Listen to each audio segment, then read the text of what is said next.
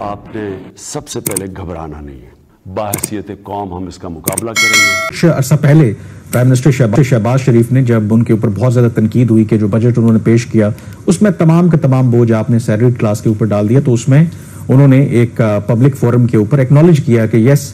جو salaried class ہے پاکستان میں اس پر بہت زیادہ بوجھ ڈالا جا رہا ہے, اور انہوں نے اعتراف کیا اس بات کا, اور وہ یہ بھی کہا کہ حکومت کوشش کر رہی ہے کہ جو تنخواہ دار طبقہ ہے اس کو ریلیف دیا جائے, جبکہ جو لوگ اصل میں ٹیکس جن کو دینا چاہیے جتنا دینا چاہیے ان کو وہ ٹارگٹ کرنا چاہتے ہیں. پبلکلی تو یہ باتیں بہت اچھی لگتی ہیں شہباز, لیکن ان ریالٹی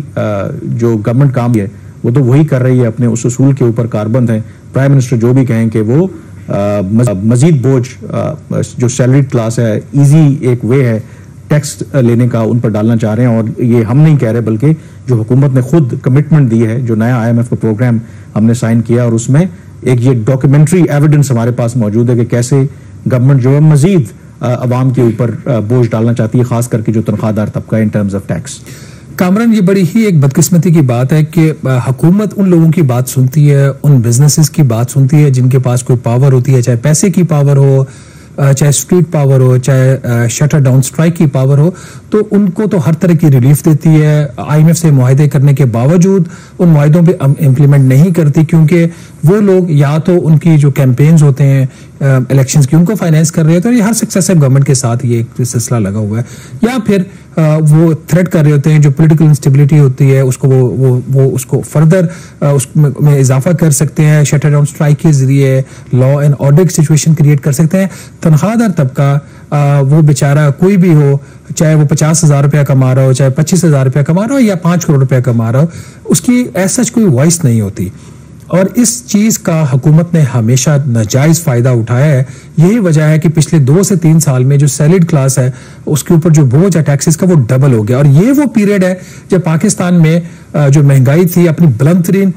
سطح کے اوپر, پاکستان کی ہسٹری میں لوگوں کی ایک طرف آمدن جو تھی نیٹ وہ اس میں کمی آ رہی ہے, دوسرا اس کے جو ٹیکسز کا بوجھ تھا اس میں اضافہ ہو رہا تھا, اور ہمیں لپ سروس کے علاوہ حکومت کچھ نہیں دے رہی تھی. ہمیں پرائم منسٹر کی طرف سے, فائنانس منسٹر کی طرف سے, اس وقت کے جو چیئرمین FBI تھے ان کی طرف سے بتایا کہ ہم آپ کا کیس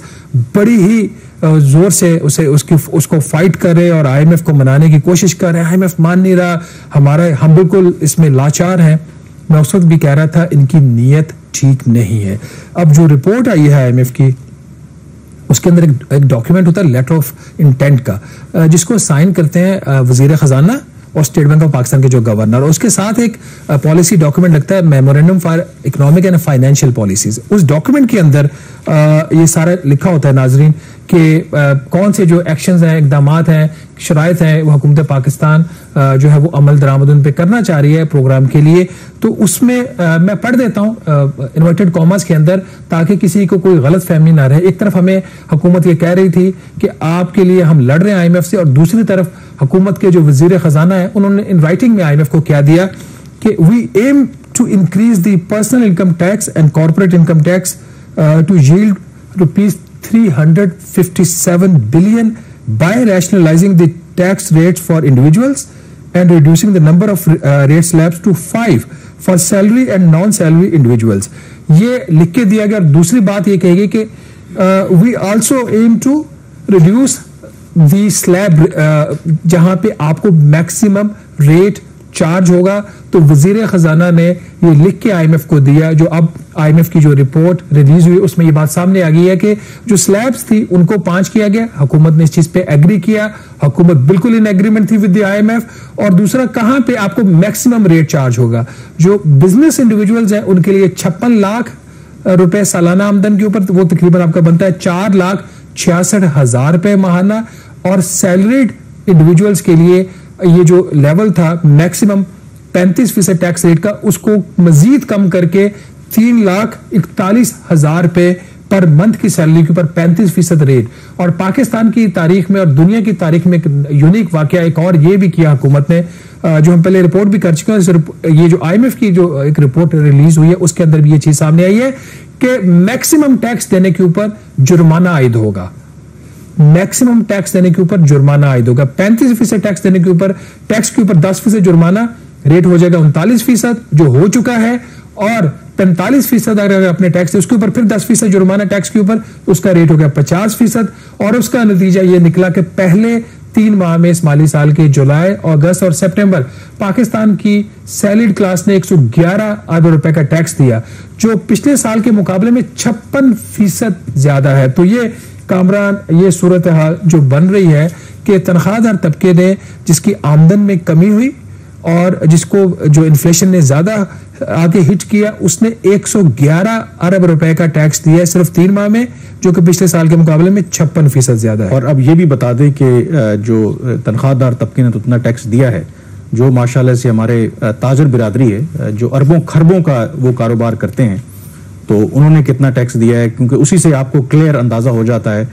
جو آپ نے شروع میں بھی بات کی کہ جس کے پاس تو اسٹریٹ پاور ہے، جس کے پاس یہ طاقت ہے کہ وہ کاروبار بند کر دے گا، سڑکیں سنسان ہو جائیں گی، جو حکومت کو بلیک میل کر سکتے ہیں، ان کے سامنے تو حکومت گھٹنے ٹیک دیتی ہے. لیکن جو بیچارہ تنخواہ دار طبقہ ہے اس پر جتنا مرضی بوجھ ڈالتے رہیں. مثلا اس میں ظاہر ہے کہ بیشتر جو اس میں ایک کنٹریبیوشن جو سرکاری ملازمین کی ہے، اب سرکاری ملازمین آف کورس اس طریقے سے پروٹیسٹ تو نہیں کر سکتے، بعض دفعہ کرتے بھی ہیں، لیکن حکومت کے پاس وہ مینز اور ٹولز موجود ہیں کہ اگر وہ زیادہ پروٹیسٹ کریں گے تو ان کے خلاف تعدیبی کارروائی بھی کر سکتے ہیں. تو یہ ذرا بتائیں کہ اچھا ہے کہ اگر ٹیکس لینا چاہیے، لیکن اگر تاجروں سے بھی اور جو باقی طبقہ ہے جن کا جتنا ٹیکس بنتا ہے ان سے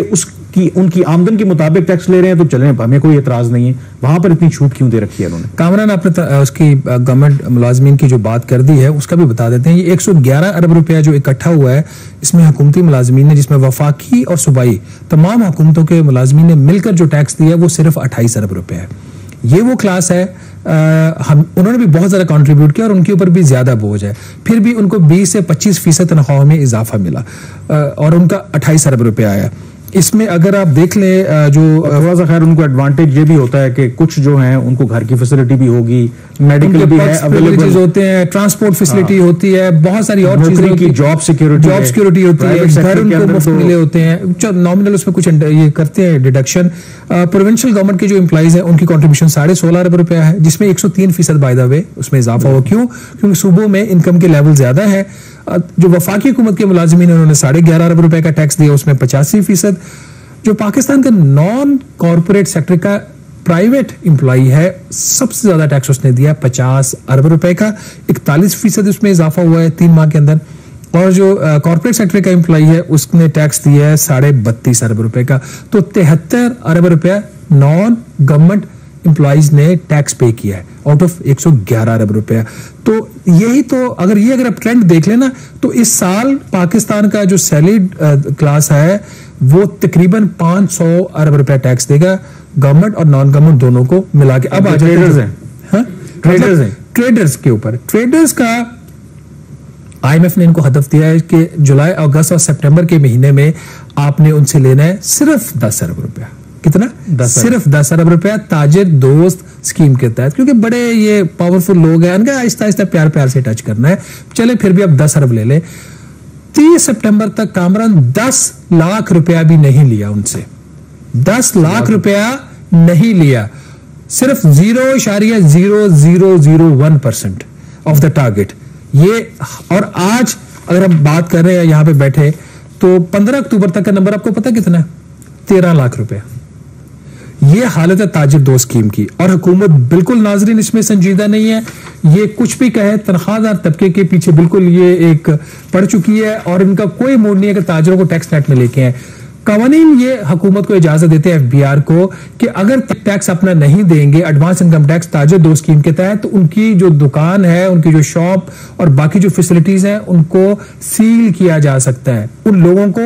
گرفتار کیا جا سکتا ہے. حکومت ہمیں بتانا یہ پسند کرے گی کہ آپ نے تنخواہ دار طبقے سے تو 111 ارب روپیہ لے لیا، لیکن تاجروں سے جب آپ نے صرف 10 لاکھ روپیہ لیا 3 ماہ میں، تو کتنے دکانیں سیل کی گئی، کتنے تاجروں کو گرفتار کیا گیا یا ان کو مزید مارا دی گئی. یہ اتنی بڑی ڈائیکاٹمی ہے، یہ اتنی بڑی ناانصافی ہے. میرا خیال یہ وقت آ چکا ہے کہ تنخواہ دار جو طبقہ ہے وہ بھی اس کے اوپر کوئی نہ کوئی اس کو اپنا لاہ عمل تیار کرنا چاہیے، ورنہ ابھی ٹیکس شارٹ فال آ رہا ہے، پھر نیا ایک بجٹ آئے گا تو پھر جو ڈائریکٹلی انڈائریکٹلی جو بوجھ پڑے گا وہ تنخواہ دار طبقے پر پڑے گا.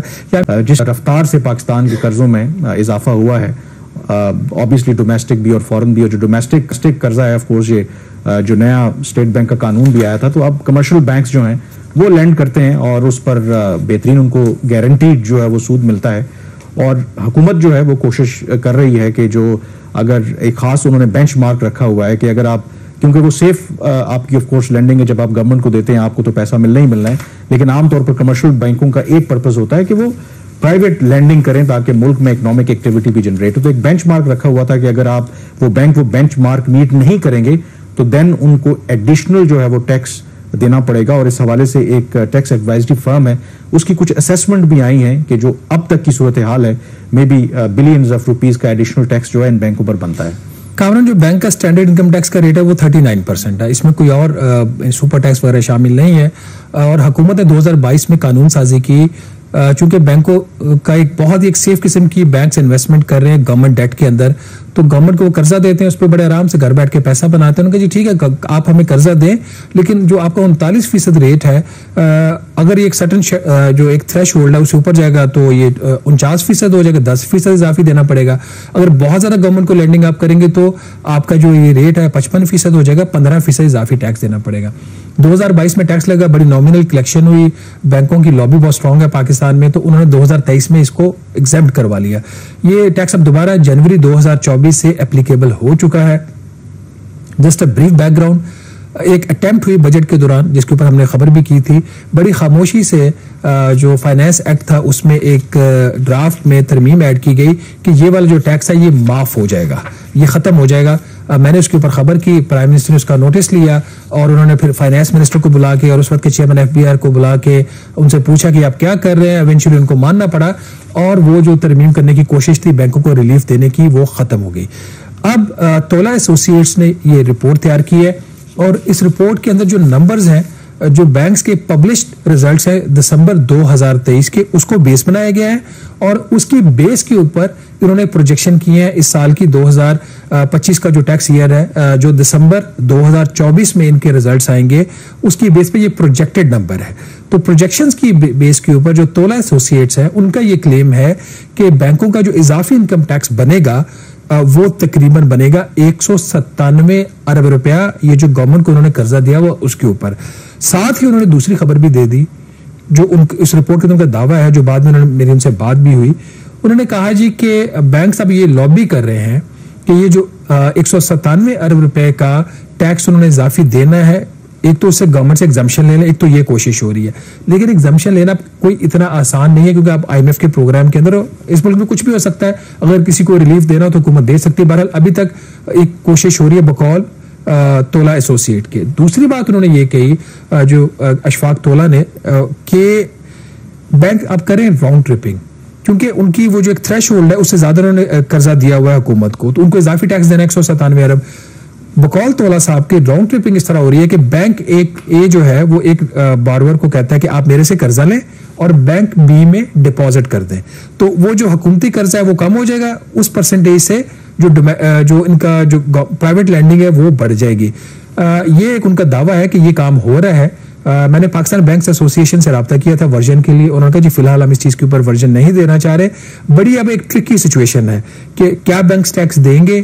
کیا حکومت ان کو ریلیف دے گی یا نہیں دے گی, ٹائم ول ٹیل. لیکن اس وقت صورتحال یہ جو 27 بینکس ہیں, 27 میں سے کم از کم کامران 13 بینکس ایسے ہیں جن کے اوپر 15% اضافی ٹیکس لاگو ہو رہا ہے, اور 9 بینکس ایسے ہیں جن کے اوپر 10% اضافی ٹیکس لاگو ہو رہا ہے. اور اگر یہ ان کو ریلیف نہیں دی جاتی اور راؤنڈ ٹرپنگ بھی نہیں ہوتی تو جو 4-5 بڑے بینکس ہیں ان کا جو ریلیف بن رہا ہے تقریباً 71 ارب روپے کا, صرف 4 سے 5 بینکس کا ریلیف بن رہا ہے. تو دیکھیں آلموسٹ یہ 197 بلین روپیز کا ٹیکس